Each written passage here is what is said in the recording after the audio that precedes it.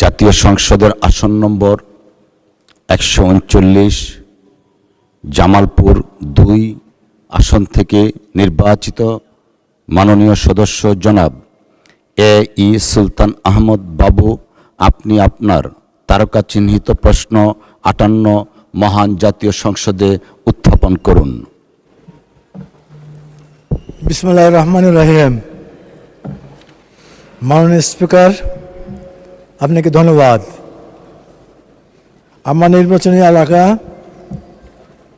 139 জামালপুর 2 ইসলামপুরের জনগণের পক্ষে আমি তারকা চিহ্ন প্রশ্ন 58 উপস্থাপন করলাম।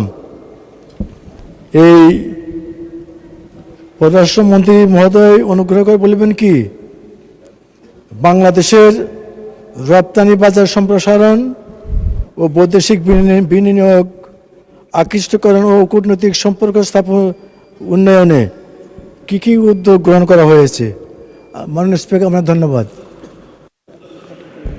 ধন্যবাদ মাননীয় সদস্য। তারকা চিহ্নিত প্রশ্ন 58 মহান জাতীয় সংসদে উত্থাপিত হল। মাননীয় পররাষ্ট্র প্রতিমন্ত্রী মিস শামা ওবায়েদ ইসলাম। ধন্যবাদ মাননীয় স্পিকার। বিসমিল্লাহির রহমানির রহিম। আমি প্রথমেই মাননীয় স্পিকার আপনাকে স্বাগত জানাই এবং শুভেচ্ছা জানাই যে আপনি ডেপুটি স্পিকার হিসেবে দায়িত্ব পেয়েছেন এবং স্পিকার হিসেবে দায়িত্ব পালন করছেন। বিগত 17 বছরে বহু সময় আমাদের বহু আন্দোলন সংগ্রামে আমি নিজেই সাক্ষী যে আপনি আমাদের বহু নেতাকর্মীর সহযোগিতা করেছেন। তো সেই জন্য এই পর্যায়ে দেখে আমি অত্যন্ত আনন্দিত আপনাকে। আমি আজকে প্রথমেই আমার প্রশ্নের মাননীয় সংসদ সদস্যের গুরুত্বপূর্ণ এই প্রশ্নের উত্তর দেওয়ার আগে দুটো কথা বলে নিতে চাই যে আজকে প্রথম আমার সংসদে কথা বলার সুযোগ হয়েছে। আমি মহান আল্লাহ তাআলার কাছে চিরকৃতজ্ঞ। আল্লাহ তাআলাকে আজকে স্মরণ করছি। শহীদ রাষ্ট্রপতি জিয়াউর রহমান বীর মুক্তিযোদ্ধা, বাংলাদেশের ভিশনারি, ওনাকে আমি স্মরণ করছি।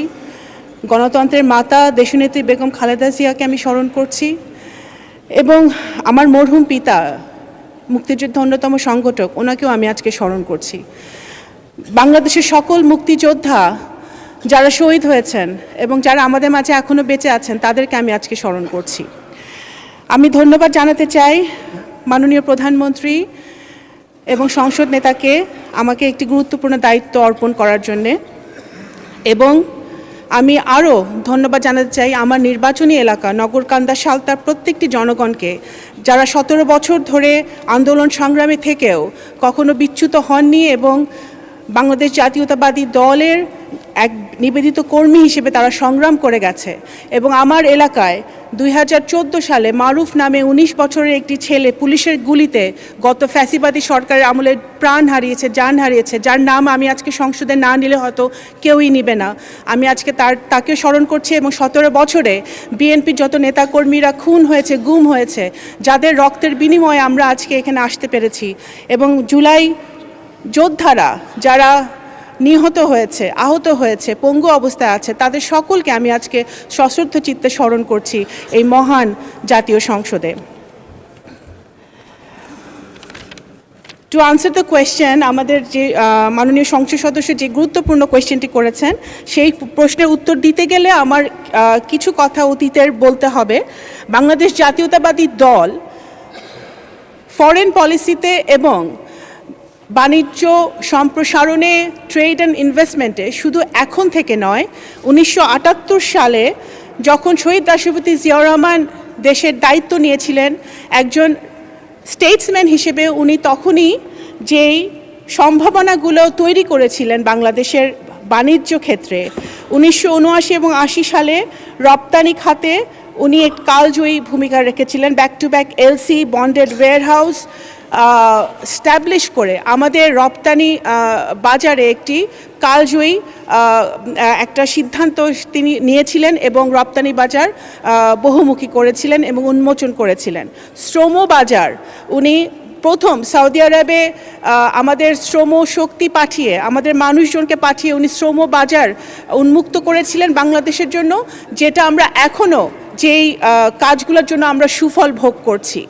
আমাদের এখন মধ্যপ্রাচ্যে একটি যুদ্ধ চলছে, এই যুদ্ধে আমাদের অসংখ্য বাংলাদেশিরা ওখানে মধ্যপ্রাচ্যের দেশগুলোতে কর্মরত আছে এবং বিভিন্নভাবে তারা এই মুহূর্তে ঝুঁকিতে আছে। কিন্তু আমাদের যেই স্টেপগুলো শহীদ জিয়া নিয়েছিলেন তৎকালীন সময়ে, পরবর্তীকালে দেশনেত্রী বেগম খালেদা জিয়া নিয়েছেন, সেই কারণে আমাদের এই সকল দেশগুলোর সাথে আমাদের বন্ধুত্বপূর্ণ সম্পর্ক রয়েছে এবং ইরান এবং মধ্যপ্রাচ্যের জিসিসি কান্ট্রিগুলোও কিন্তু আমাদেরকে বাংলাদেশে একটি বন্ধু রাষ্ট্র হিসেবে গ্রহণ করেছে এবং আমাদের বাংলাদেশিরা যাতে ওখানে এই মুহূর্তে নিরাপত্তার সাথে থাকে সেটাও কিন্তু তারা নিশ্চিত করছে।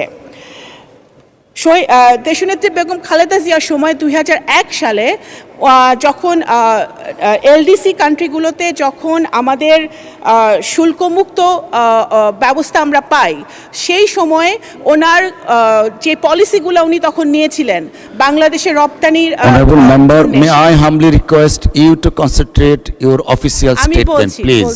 Thank you. মাননীয় স্পিকার, আমি বলছি সেই কারণে কিন্তু আজকে আমাদের রপ্তানিতেও আমরা বিশাল ভূমিকা রাখতে পেরেছি। আমি কথাগুলো এই কারণে বলছি যে বর্তমানে আমাদের যে ফরেন পলিসি সেটাও আমাদের ডোমেস্টিক পলিসি এবং আমাদের যে ইশতেহার, সরকারের যে ইশতেহার, সেই ইশতেহারকে অ্যালাইন করে কিন্তু আমাদের ফরেন পলিসি। নীতিগত পরিবর্তন হলো যে দেশের সার্বভৌমত্ব, ভৌগোলিক অখণ্ডতা, অন্য দেশের আভ্যন্তরীণ বিষয়ে হস্তক্ষেপ না করা এবং পারস্পরিক সম্মান ও স্বার্থের ভিত্তিতে আমরা আমাদের পররাষ্ট্রনীতি পরিচালনা করছি।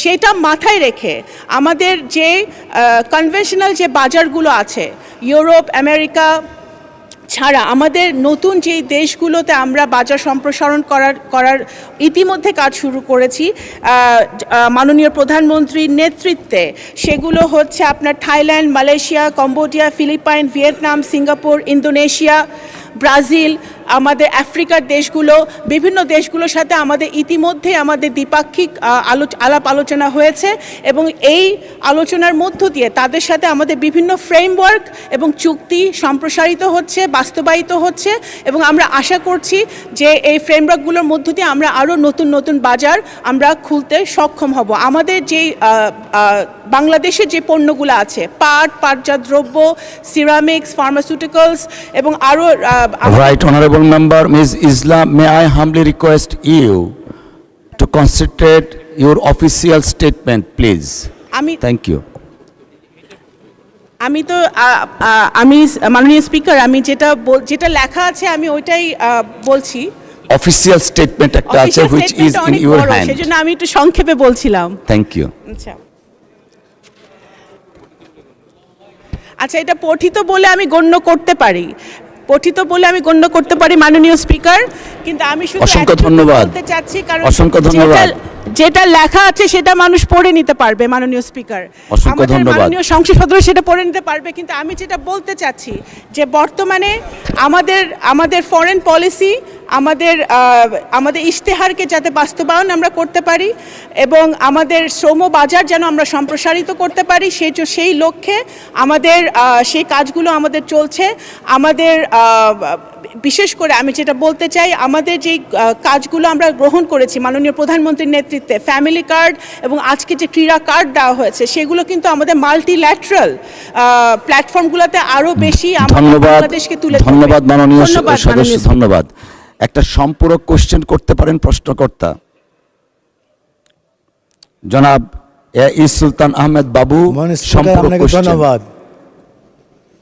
দেশ এবং জাতির উদ্দেশ্যে মাননীয় প্রধানমন্ত্রী 31 দফা ঘোষণা করেছিলেন। ওই 31 দফা কার্যক্রম বাংলাদেশের রপ্তানি বহুমুখীকরণের লক্ষ্যে নতুন কোন খাতকে অগ্রাধিকার দেওয়া হয়েছে এবং সেক্ষেত্রে কী ধরনের নীতি সহায়তা প্রদান করা হচ্ছে। মাননীয় স্পিকার, আপনাকে ধন্যবাদ। মাননীয় প্রতিমন্ত্রী মহোদয়। মাননীয় স্পিকার, আপনাকে ধন্যবাদ। আমি ইতিমধ্যে আমার প্রশ্নে সেটা উত্তরটা বলেছি, তাও আমি বলতে চাচ্ছি যে আমরা আমাদের যেই বাংলাদেশ থেকে যেই পণ্যগুলো আমরা রপ্তানি করি তার মধ্যে উল্লেখযোগ্য হচ্ছে রেডিমেড গার্মেন্টস। রেডিমেড গার্মেন্টস আমাদের বিভিন্ন দেশে যায়, কিন্তু আমাদের বাণিজ্য সম্প্রসারণের জন্য এবং ডাইভার্সিফিকেশনের জন্য আমরা ফার্মাসিউটিক্যালস, পাট এবং পাটজাত দ্রব্য এবং বিশেষ করে আইটি সেক্টরে আমরা কাজ শুরু করেছি, যে আমাদের বিভিন্ন টেকনোলজি যারা যে পণ্য এখানে বাংলাদেশে প্রোডাকশন করে আমরা যেন সেটা রপ্তানি করতে পারি।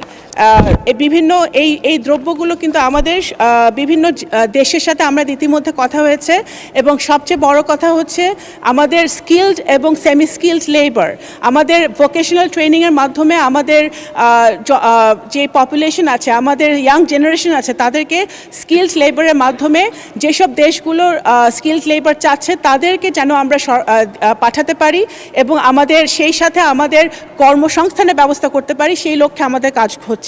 এই দেশগুলো হচ্ছে জাপান, দক্ষিণ কোরিয়া, অস্ট্রেলিয়া, কানাডা, আমেরিকা এবং আমাদের আফ্রিকার বিভিন্ন দেশে কিন্তু আমরা ইতিমধ্যে কথা বলছি। যেমন ব্রাজিল ইতিমধ্যে আমাদেরকে আগ্রহ প্রকাশ করেছে, ফিলিপাইন্স, ভিয়েতনাম, সিঙ্গাপুর, ইন্দোনেশিয়াও আমাদেরকে আগ্রহ প্রকাশ করেছে এই সকল পণ্য তারা নেবার জন্য।